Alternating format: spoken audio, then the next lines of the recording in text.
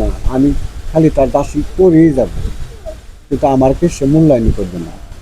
যখন সমানে সমানে মূল্যায়ন পাবেন, আপনি অসুখে পড়ছেন, স্ত্রী ঝাঁপিয়ে পড়বে, কে কোথায় আসার, কি চিকিৎসা করবো, হাসপাতালে নেব, কি খাওয়াইবো, কিভাবে সুস্থ করবো, সে আল্লাহর কাছে নামাজ পড়ে প্রার্থনা করবে, দোয়া করবে স্বামীর মঙ্গলের জন্য, যেখানে খুশি সেখানে যাবে।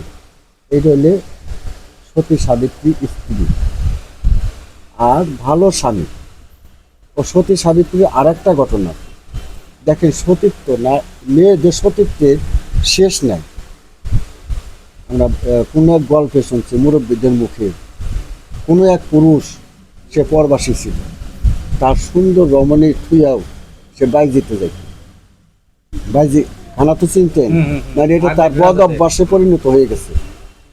জুয়া খেলা, তাস খেলা, নেশা খাওয়াটা অভ্যাস। এরকম কিছু পুরুষেরও আছে এইরকম অভ্যাস, নিজের ঘরে সুন্দর স্ত্রী রাখো পরের কাছে। এর মতন যে না, এর মতন কাফের, এর মতন গুনাহ দুনিয়াতে আর কেউ আল্লাহ লেখেন। যে কিনা নিজের ঘরের স্ত্রী থেকে পরের কাছে যা, সেই স্ত্রী তার স্বামীকে ফিরানোর জন্য একদিনকে এমন বৃষ্টি হইতেছে, সে বৃষ্টির মধ্যে স্বামী ওই বাইজির কথা মনে করছে, বাইরম করতেছে, ঠাটা পড়তেছে, ঝিল কেটেছে, প্রচুর বৃষ্টি। তার স্ত্রী বুঝতে পারছে যে স্বামীটা ওই কথা মনে পড়ছে। তখন সেই স্ত্রী ঘরের থেকে ছাতা বাইর করে নেয়, তারপরে বলতেছে, টর্চ লাইট এনে বলতেছে, চলো তোমাকে আমি দিয়ে আসি। যখন তারপরেও তার জ্ঞান ফিরে নাই, বাইজির ঘরে যখন গেছে, বাইজি যখন দেখছে যে একটা মহিলা ওনার আইডি দিয়ে গেল, তখন ওনারে বলতেছে, উনি কে? উনি আমার স্ত্রী। তখন ওই বাইজি জ্ঞান ফিরে আসলো, তুই জীবনে আমার কাছে আসিস, আমি তোরে আর জীবনেও আমার কাছে আড্ডা দিব না। আমি যদি আড্ডা দিই, আমি তো নরকের কাজ করছি, নরকতে যাইয়াও তারপরেও আমি পেটের দুঃখে, পেটের দায়ে এগুলি এই পথে নামছি। কোনো একদিন তওবা করলে পারে, আল্লাহ মাফ করে দিতেও পারে। তুই যে কাজ করছাস, এই আমি যদি তোরে আজকে আমাল দেই, তোরে যদি রাখি, আল্লাহ আমার জীবনেও তওবা করলে আর মাফ করবি না। তুই আমার ঘরে আসিস না, তুই তোর স্ত্রীর কাছে ফিরে যা।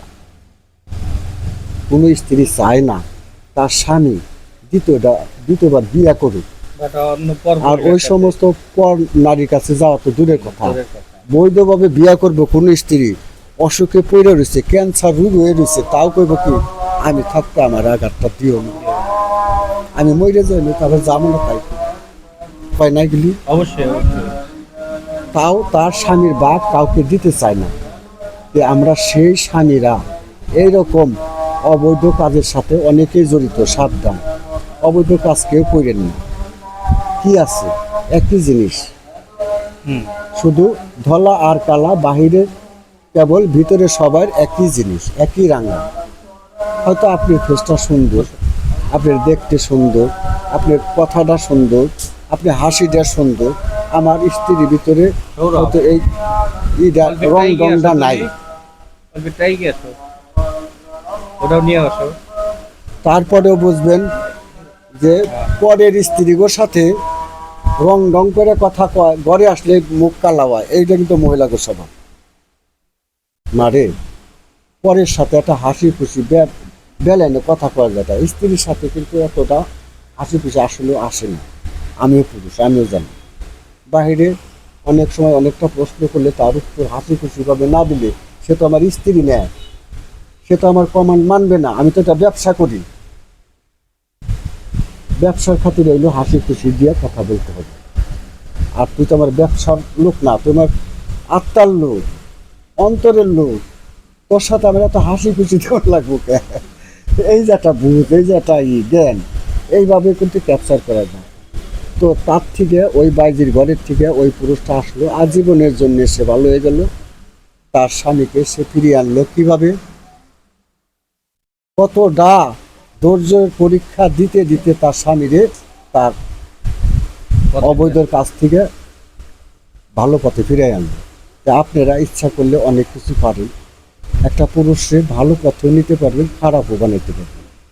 সেটা হলে জ্ঞান বুদ্ধি এবং ধৈর্য সহ্য করে তাদেরকে ভালো পথে আনার জন্য চেষ্টা করবেন।